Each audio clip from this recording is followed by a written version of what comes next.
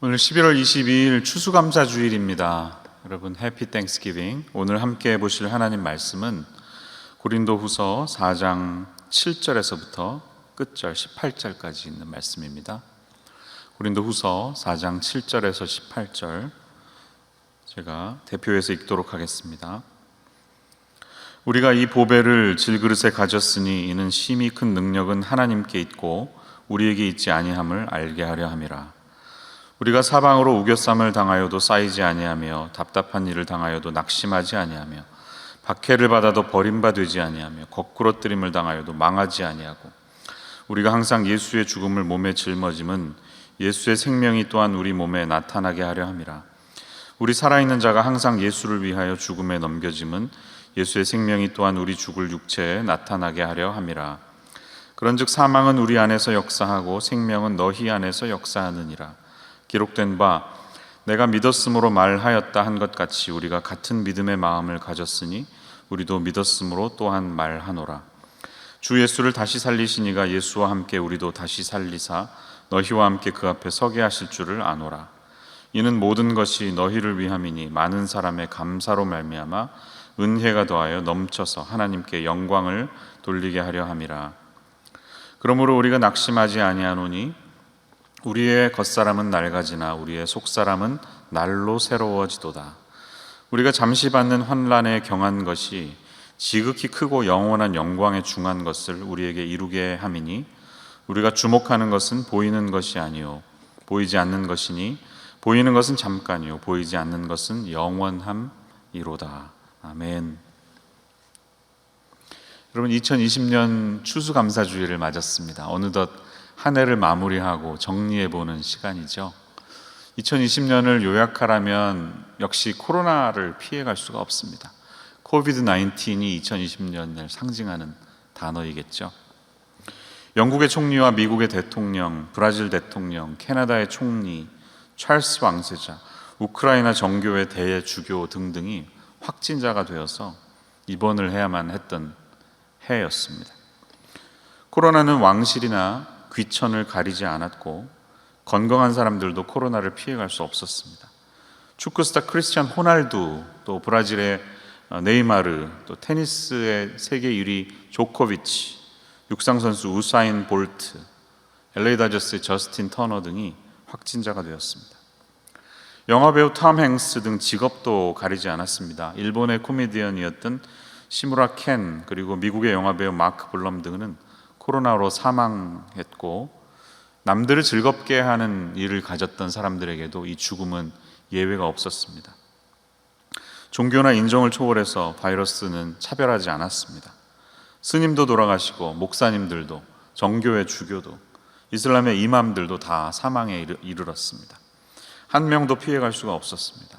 현재까지의 통계는 전 세계 5,600만의 확진자가 있고 135만 명이 넘는 사망자들이 있는 것을 보면 이것은 아주 확실하고도 전 세계적이었던 대유행병, 팬데믹이었음에는 확실합니다.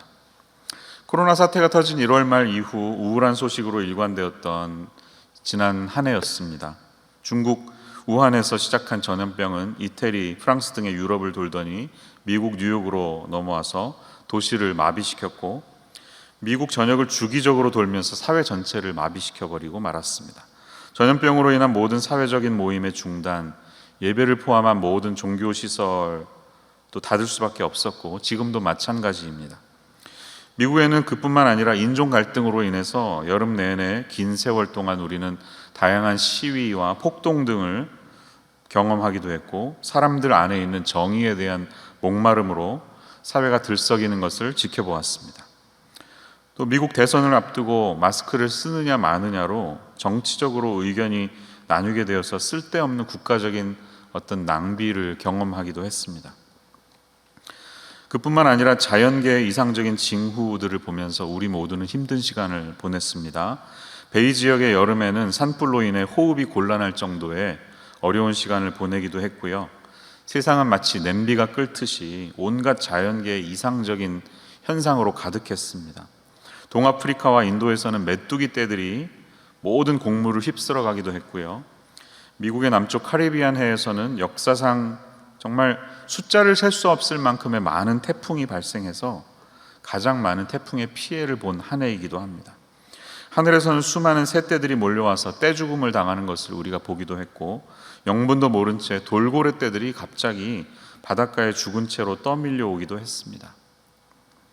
파이저나 모데나 등에서 백신이 개발돼서 우리에게 희망을 주고 있지만, 전 세계적으로 다시 2차 감염이 시작된 것 같은 지금 우리는 아주 어두운 겨울을 맞이하게 될 것이라고 모두 예상하고 있습니다. 자, 이런 와중에 우리는 추수감사주의를 보내면서 어떤 감사할 것들이 있기는 하신가요? 여러분께서는 하나님 앞에서 감사하라고 하는 오늘의 이 메시지 앞에서 얼마나 진실한 마음으로 감사하겠다고, 감사하다고 반응하실 수 있겠습니까? 솔직하게 놓고 보면 우리에게는 감사보다는 질문이, 궁금한 것들이, 불평이 더 많은 그런 한 해를 보내고 있는 2020년 한 해인 것 같습니다. 이전에 우리가 그랬던 것처럼 막연한 감사, 남들은 어려웠지만 저는 잘 살았고, 남들은 병에도 걸리고 코로나도 걸리고 직장에서 해고되었지만 저와 우리 가족은 건강히 코로나도 안 걸리고 직장 생활도 잘 살고 있기에 감사한다고 하는 마음은 생각해보면 참으로 이기적이고 1차원적인 반응이라고 할 수가 있습니다. 자, 그렇다면 우리는 왜 감사해야 하고 어떻게 이런 와중에 주님께 감사할 수가 있을까요? 아마도 많은 분들에게 This was worst of my entire life 라고 고백할 수 있을 정도로 힘들었던 2020년을 보내면서 그럼에도 불구하고 여전히 우리는 왜 감사할 수 있을까요? 오늘 본문을 통해 함께 생각해 보겠습니다. 아웃라인은 두 가지인데요. 첫 번째로 우리 그리스도인들은 우리 안에 예수님이 계시기 때문에 감사할 수 있습니다. 또 감사할 수 있어야 합니다. 오늘 본문의 7절 말씀 다시 보시기 바랍니다.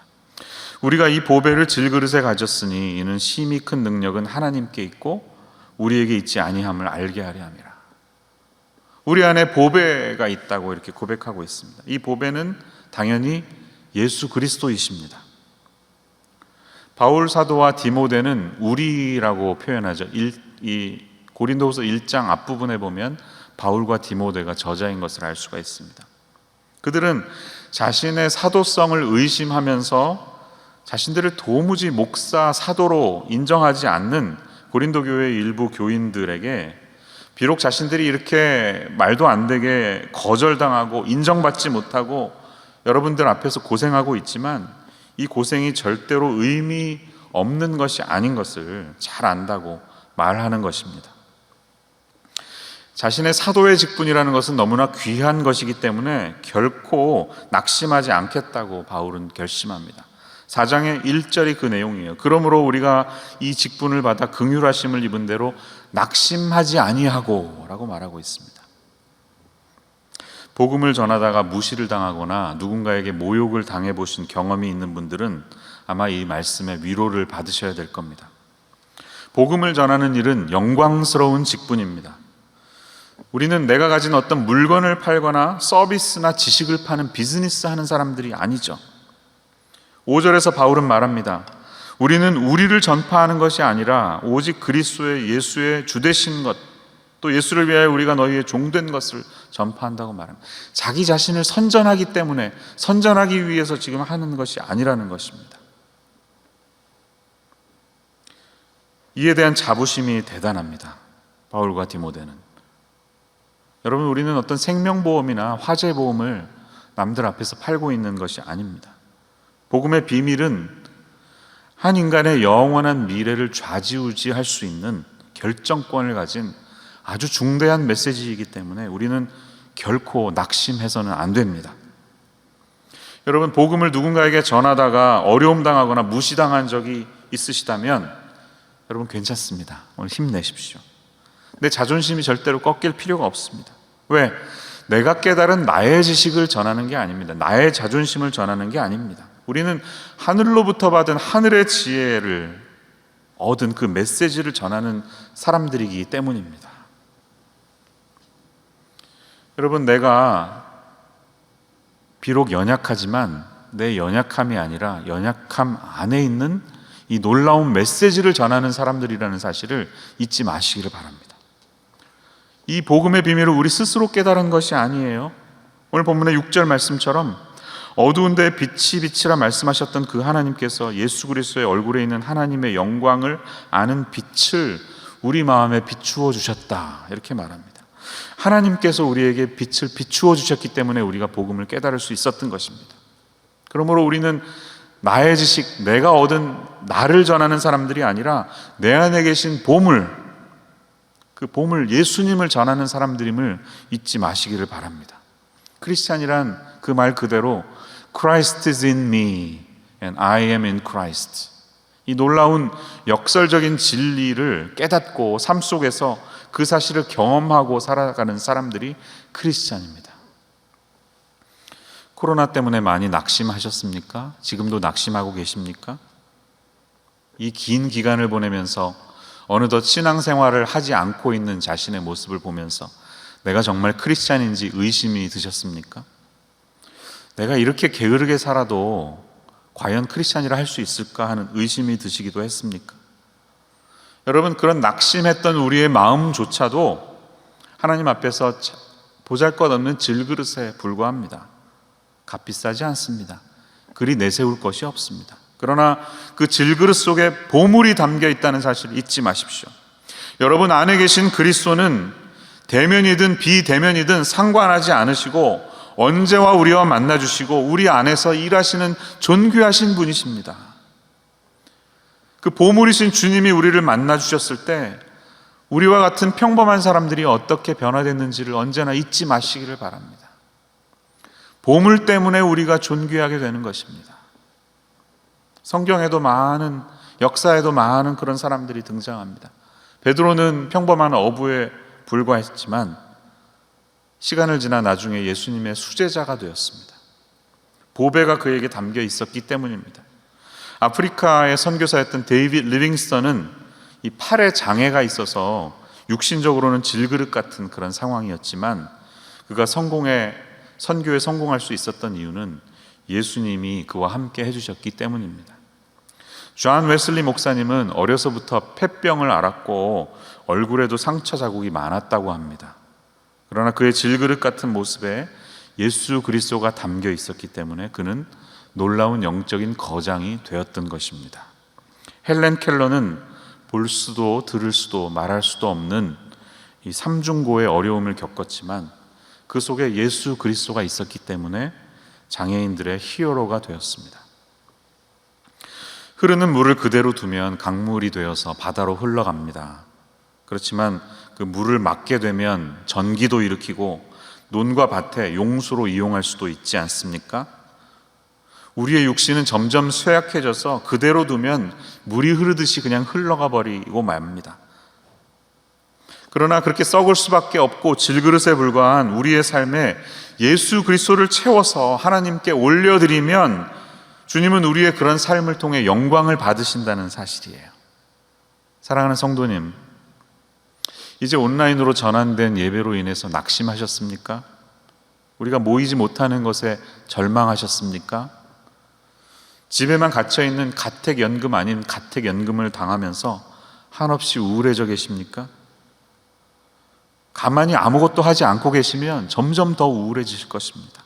그러나 우리 안에 담겨있는 이 아름다운 보배인 예수님이 여러분과 함께 하고 계심을 언제나 잊지 마십시오. 그분은 여러분이 거하시는 그곳에 지금도 함께 하고 계십니다. 그분은 코로나 이전이나 이후나 여전히 똑같으신 분이십니다. 하나님의 마음은 변하지 않으셨습니다. 그러나 이 어려운 시기를 통해 우리 사람들에게 분명히 하시고자 하는 하나님의 메시지가 있을 것입니다. 그 이유를 우리는 미처 다 알 수는 없습니다. 130만 명 이상이 죽어버리는 전염병이 돌 때 그것을 허락하신 하나님의 마음을 우리가 어떻게 다 알겠습니까? 어쩌면 이 모든 것이 하나님의 탓이 아닐 수도 있습니다. 인간의 죄악과 이기심, 탐욕으로 인한 환경의 파괴, 또 그로 말미암은 자연세계의 파괴가 다 연결이 되어 있는 문제일지 모르겠습니다. 분명한 것은 이 어려운 시기에 하나님은 우리 그리스도인들이 예수님을 자신의 삶에 담은 질그릇이 되어서 이 세상을 향해 보배이신 예수님을 증거하고 그분을 전하는 삶을 살라는 것입니다. 우리가 이 어려운 시기에 전도하러 아무 곳에나 갈 수도 없습니다. 문도 열어주지 않습니다. 그러나 우리는 관계 전도를 통해서 사람들, 알고 있는 사람들에게 찾아가는 것을 통해서, 그들을 섬기는 것을 통해서 우리의 이웃을 섬기고 VIP를 섬길 수가 있습니다. 세상을 향해서 하나님이 주신 자비를 흘려보내고 베풀고 이름 없이 섬기는 그리스도인들이 더없이 필요한 그런 때입니다. 그러므로 여러분, 낙심하거나 주저앉고 계시지 마세요. 우리 안에 계신 예수님은 크신 하나님이십니다. 오늘 본문에도 보니까요, 바울이 그런 상태를 얘기해요. 8절 9절을 보니까 사방으로 우겨쌈을 당했대. 지금 우리와도 같습니다. 어디 갈 데도 없고요, 다음 주부터 또 통금이 시작되나요? 밤에는 움직이지도 못합니다. 그렇지만 그런 상황에 낙심하지 않고 있는 바울의 모습을 볼 수가 있습니다. 여러분, 표로 한번 정리를 해봤는데요, 메릴 텐이라고 하는 목사님이 너무 기가 막히게 영어 표현을 이렇게 했습니다. We are squeezed but not squashed. 치약을 짜듯이 이렇게 짤 수는 있지만 squashed, 호박이 으깨어지듯이 우리가 으깨어지진 않는다, 이렇게 말했습니다. 답답한 일을 당해도 낙심하지 않는다. Bewildered but not befuddled. 좀 이렇게 잠시 당황할 수는 있지만 완전히 정신을 잃어버리지는 않는다, 이렇게 말했습니다. 박해를 받아도 버림받지 아니하며를 pursued but not abandoned. 우리가 추격당하고 있지만 버림받지는 않습니다. 거꾸로 뜨림을 당하여도 망하지 아니하며 knocked down but not knocked out. 다운 당할 수는 있지만 KO 당하지는 않습니다. 게임이 끝나지 않았습니다. 여러분, 이 자신감, 어려움 속에서 포기하지 않는, 낙심하지 않는 마음을 여러분들 소유하시기를 바랍니다. 왜? 나는 그리스도인이기 때문에, 예수님이 내 안에 계시기 때문에, 내가 그분 안에 있기 때문에. 여러분, 이 사실을 믿으시기를 바랍니다. 둘째로, 우리 그리스도인들은 감사해야 할 이유는 보이는 것이 아니라 보이지 않는 것을 주목할 수 있기 때문입니다. 그렇기 때문에 우리는 여전히 하나님께 감사할 수 있습니다.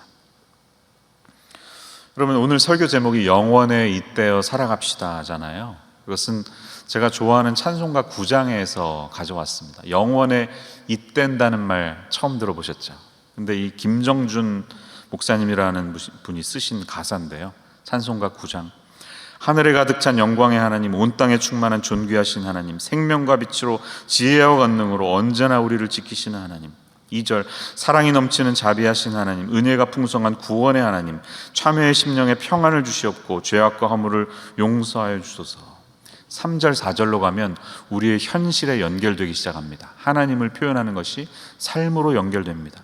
연약한 심령을 굳게 세워주시고 우둔한 마음을 지혜롭게 하시고 주의 뜻 받들어 참되게 살아가며 주 말씀 따라서 용감하게 하소서. 4절, 주 앞에 나올 때 우리 마음 기쁘고 그 말씀 힘되어 새 희망이 솟는다. 고난도 슬픔도 이기게 하시옵고 영원에 잇대어 살아가게 하소서. 이렇게 말하고 있습니다. 영원이라는 것에 우리의 삶을 연결할 수 있는 시각이 있습니다. 그 시각이 우리를 하나님께 감사하게 만든다는 것입니다. 여러분, 우리의 인생은 점점 늙어가고 있습니다. 우리의 육신은 연약해져 갑니다. 그게 본문의 16절에서부터 18절의 내용입니다. 중년기 이후를 겪고 계신 분들은 노화되어 간다는 사실 앞에 점점 우울해지시지 않습니까? 저도 이제 조금 있으면 5학년이 되는데요. 이 노화된다는 사실은 솔직하게 이야기한다면 우리가 죽어가고 있다는 사실을 직면하는 것입니다. 죽는다는 것은 상실 중에 가장 큰 상실이죠. 그 상실을 인식하고 있기 때문에 우리가 점점 우울해지는 것 같습니다.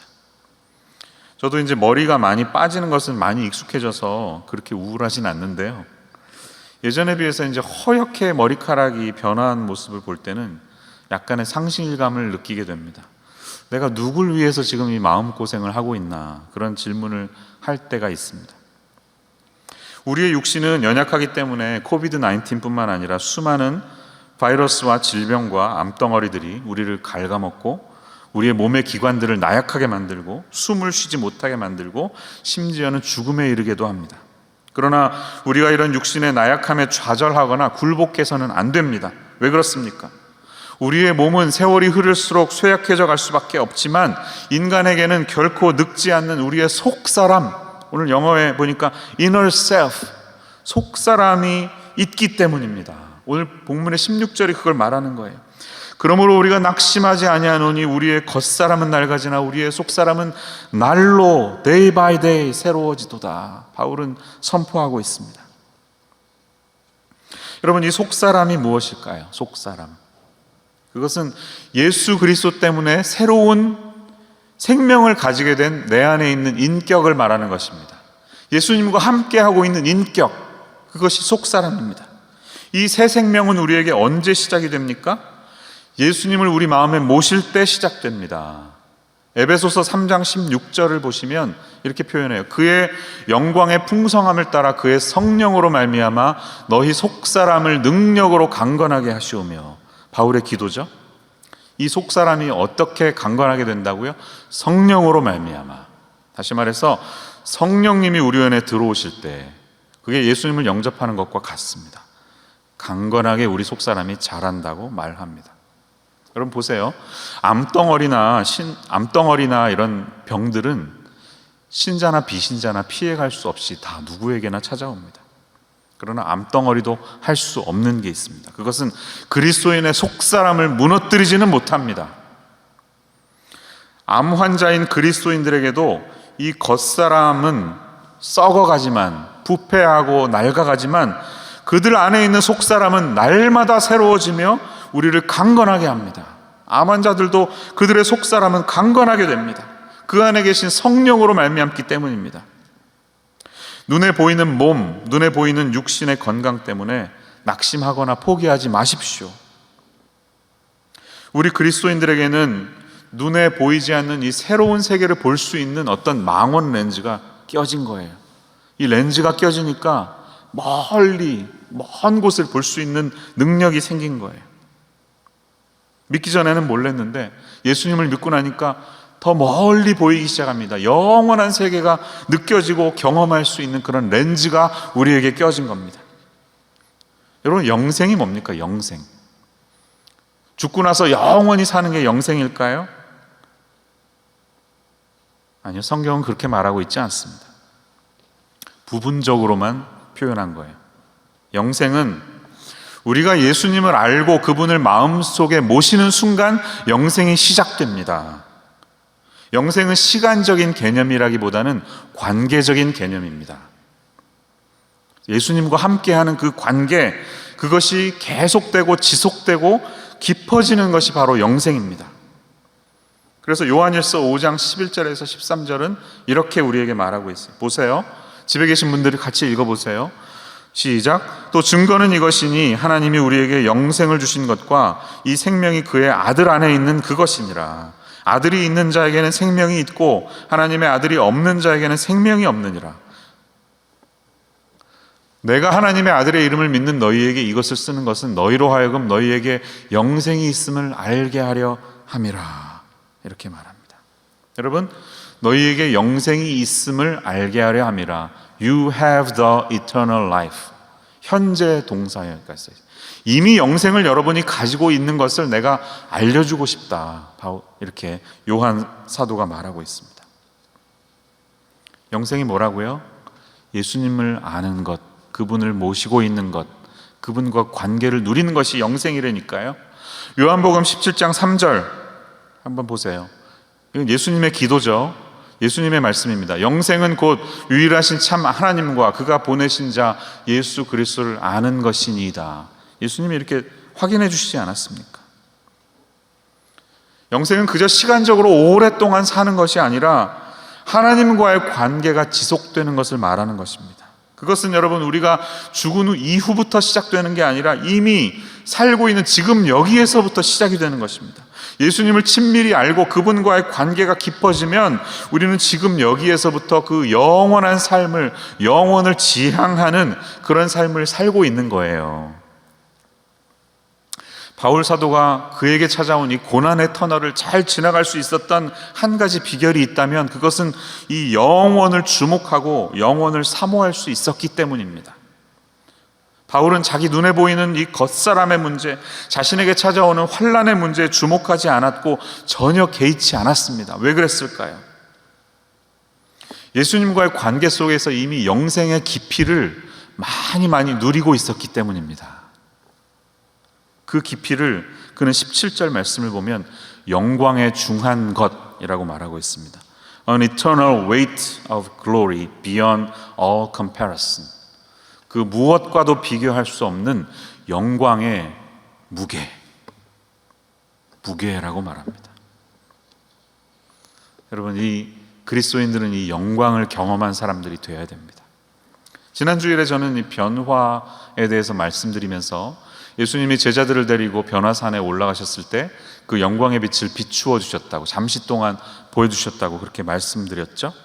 그때 우리가 봤던 말씀 다시 한번 보겠습니다.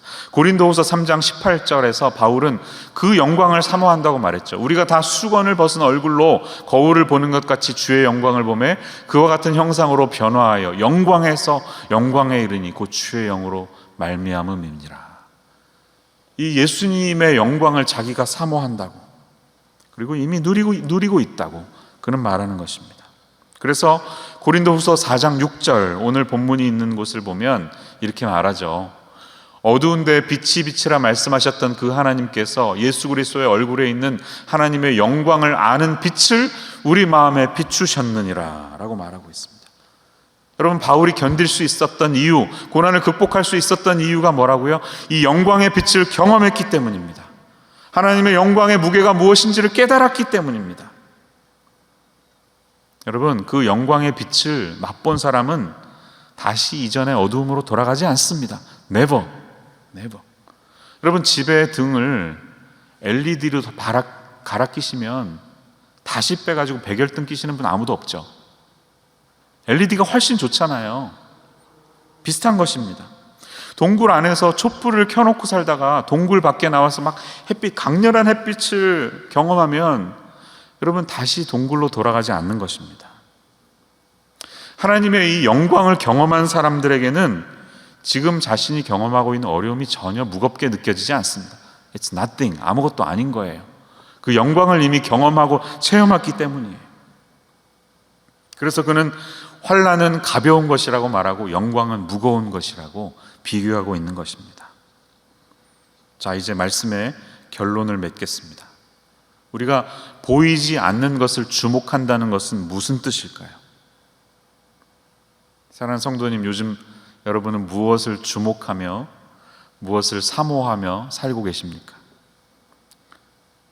넷플릭스 드라마 내가 좋아하는 그 시리즈 신작이 나오기를 사모하며 살아가십니까? 드라마가 인생의 소소한 즐거움일 수는 있습니다. 저도 가끔씩 가족과 함께 드라마를 봅니다. 그러나 우리는 인생의 즐거움을 생각할 때 영원을 기준으로, 이 영원의 기준으로 자신의 인생을 평가하고 거기에 맞게 우리의 삶을 투자해야 하는 것을 잊지 마시기를 바랍니다. 잠깐 있을 인생을 위해 사는 것이 아니라 영원히 남을 것을 위해 살고 거기에 투자하는 것은 그 무엇보다 지혜로운 삶입니다. 성경은 이 땅에서 살아가는 우리의 삶이 영원한 세계로 가는 준비 과정인 것을 분명히 말하고 있습니다. 우리가 이 땅에서 행했던 모든 것이 하나님 앞에서 평가받게 되고 우리의 영혼에 영향을 끼치게 될 것입니다. 그렇다면 이 영원한 것을 위해 이 땅에서 우리가 투자할 수 있는 가장 위대한 일은 무엇일까요? 한 가지 드릴 수 있는 적용은 우리 교회가, 우리 크리스찬들이 건물이나 땅이나 묘지를 사는 것보다 더 위대한 일이 있다면 그것은 사람에게 투자하는 일입니다. 사람은 잠시 있다가 사라질 존재가 아니라 영원히 있을 존재입니다. 진화론의 영향 때문에 우리 사람의 존귀함이 점점 사라져가고 있는 세상이지요. 그러나 사람은 단순히 몸뚱아리에 불과해서 동물과 다름없는 지식만 있는 그런 존재가 아닙니다. 사람은 단순한 화학적인 반응의 산물이 아니고 그렇기 때문에 소모품처럼 다루어지거나 도구화 될 수도 없습니다. 성경은 모든 사람들이 하나님의 걸작품이라고 말합니다. 그리고 이 사람들은 하나님의 구원을 받아야 할 필요가 있는 영원한 피조물들입니다. 하나님의 자녀가 되고 천국에서 시민권을 가지고 살아갈 수 있는 자격이 있는 존재가 바로 사람입니다. 여러분, 다른 모든 것들에 대한 투자는 이 땅과 함께 다 사라져 버리게 되지만 사람에 대한 투자는 사라지지 않습니다. 그것은 누군가의 영원한 운명을 바꿀 뿐만 아니라 이 땅에서 그가 영원을 누릴 수 있는 기회를 열어주는 귀한 투자라는 것입니다. 예수님께서 우리를 사랑하셔서 우리 같은 사람을 위해 죽으시고 사람에게 모든 것을 투자하셨듯이 우리의 인생도 그렇게 되어야 할 줄로 믿습니다. 오늘 감사주일을 맞이하면서 숙제에 적은 것처럼 여러분 한번 생각해 보세요. 내가 그리스도인이 되기까지 나를 위해 내 인생에 투자해 주셨던 사람들이 누구였던가를 한번 떠올려 보시기 바랍니다. 선생님, 부모님, 목사님, 전도사님, 장로님, 집사님, 누가 될 수 있습니다. 그분들의 삶을 위해, 그분들의 투자를 때문에 내가 오늘 이 자리에 그리스도인으로 있었던 것을 감사하시기 바랍니다. 그리고 두 번째는 뭘까요? 나도 그런 사람이 되어야 합니다. 나도 누군가를 위해 내 삶을 드리고 투자할 수 있는 그런 사람이 되어야 합니다. 그것이 영원의 가치를 둔, 영원의 시각을 두며 주목할 수 있는 사람이 할 수 있는 가장 위대한 일입니다. 기도하겠습니다. 하나님 아버지, 감사주일을 맞아 이 어려운 시기 속에서도 저희들이 영원에 잇대어 주님께 감사할 수 있는 이유를 돌아보게 하시니 감사합니다. 연약한 우리 때문이 아니라 우리 안에 계신 예수님이 존귀하게 되시고 보배로이 드러나는 사실을 인해 감사하게 하여 주시옵소서. 사라질 것들을 위해 투자하는 인생이 아니라 영원히 남을 것들을 위해 투자할 수 있는 그런 삶이 우리에게 있기 때문에 주님께 감사할 수 있는 저희들이 되게 도와주시옵소서. 예수님의 이름으로 기도합니다. 아멘.